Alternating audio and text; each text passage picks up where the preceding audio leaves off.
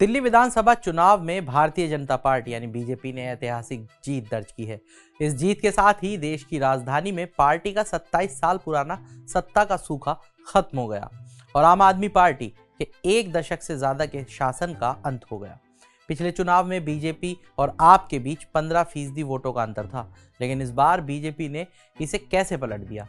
तो चलिए इस वीडियो में जानते हैं बीजेपी की जीत के वो 5 बड़े कारण जिन्होंने दिल्ली को इस बार भगवा रंग में रंग दिया। पहला कारण, झुग्गी बस्तियों में दलित वोट बैंक में सेंध। दिल्ली की झुग्गी बस्तियों में आपका मजबूत जनाधार रहा है, क्योंकि फ्री बिजली पानी ने गरीब तबके को पार्टी से जोड़ रखा था। एक दशक से भी ज्यादा समय तक ये वोट बैंक आपके लिए तुरुप का पत्ता रहा, लेकिन इस बार बीजेपी ने एक नई रणनीति अपनाई और झुग्गी वासियों को पक्के घर का वादा किया। साथ ही बीजेपी ने फ्री बिजली पानी जारी रखने की भी गारंटी दी। बीजेपी की इस नई रणनीति से इस बार दलित वोट बैंक बट गया, जो करीब 20% है। इससे आपको बहुत बड़ा नुकसान हुआ। 2024 लोकसभा चुनाव के बाद से ही बीजेपी लगातार दलित वोट बैंक को साधने में लगी थी, जिसका उसे फायदा होता दिख रहा है। इससे पहले हरियाणा और महाराष्ट्र के विधानसभा चुनाव में भी दलित वोट बैंक बीजेपी की ओर लौटता दिखा और अब दिल्ली में भी यही ट्रेंड देखने को मिला। आते हैं दूसरे कारण पर, मुस्लिम वोटों के खिलाफ जवाबी ध्रुवीकरण। दिल्ली में 13% मुस्लिम आबादी है और लगभग 9 विधानसभा सीटों पर उनका प्रभाव रहता है।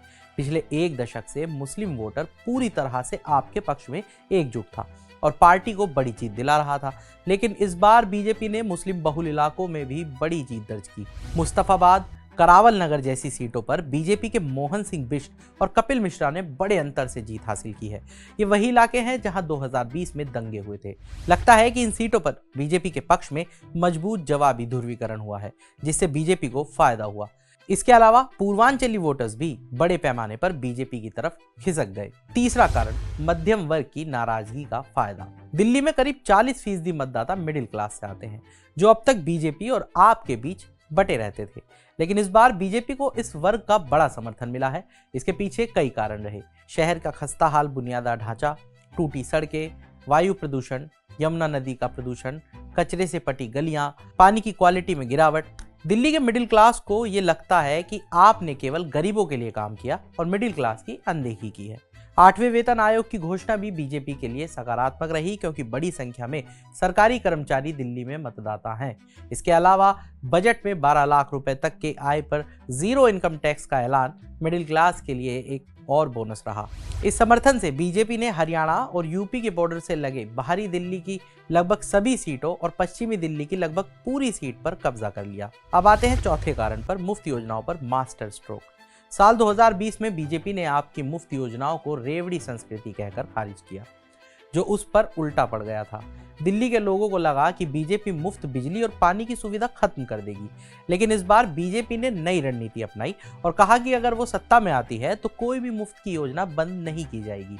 इसके अलावा बीजेपी ने इन चुनावों के बाद महिलाओं के लिए 2100 रुपये प्रति माह देने का भी ऐलान किया, जिसने आपकी 2100 रुपये वाली योजना को कड़ी टक्कर दी। ऐसे वादों के साथ भाजपा ने दिल्ली की झुग्गियों में आपका जो वोट बैंक था उसे बांट दिया और कुछ हद तक आपसे महिला मतदाताओं को भी छीन लिया।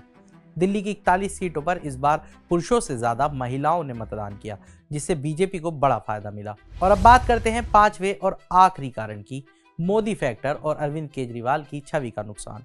आपके लिए अरविंद केजरीवाल मुख्यमंत्री पद के सबसे बड़े दावेदार थे, लेकिन बीजेपी ने पीएम नरेंद्र मोदी को चेहरा बनाकर चुनाव लड़ा, जैसा कि वो अधिकतर करती आई है। केजरीवाल की भ्रष्टाचार से जुड़ी खबरें, शीश महल विवाद और शराब नीति घोटाला उनकी छवि को धूमिल कर चुका था। मोदी ने डबल इंजन सरकार का वादा किया और दिल्ली को तेजी से विकास की राह पर लाने की गारंटी दी। बीजेपी ने हर विधानसभा सीट पर जमीनी स्तर पर प्रचार किया और केजरीवाल सरकार के खिलाफ बनी सत्ता विरोधी लहर का फायदा उठाया। और आखिर में एक बड़ा फैक्टर ये भी रहा कि अब तक एलजी और दिल्ली सरकार के बीच में जो टकराव देखने को मिलता था, उससे भी कहीं ना कहीं जनता को यह एहसास हो गया था और उसने ये ठान लिया था कि इस बार एक ही पार्टी की सरकार बनाई जाए, ताकि एलजी और दिल्ली सरकार के बीच का जो विवाद है वो विकास के आड़े ना आए। तो आज के इस वीडियो में इतना ही। बाकी तमाम बड़ी खबरों के लिए जुड़े रहिए मनी कंट्रोल हिंदी के साथ। आप हमारे यूट्यूब चैनल को सब्सक्राइब करें, फेसबुक पेज को लाइक करें और अब व्हाट्सएप के जरिए भी आप हमसे जुड़ सकते हैं। व्हाट्सएप चैनल का लिंक आपको कमेंट बॉक्स में मिल जाएगा। तब तक के लिए धन्यवाद।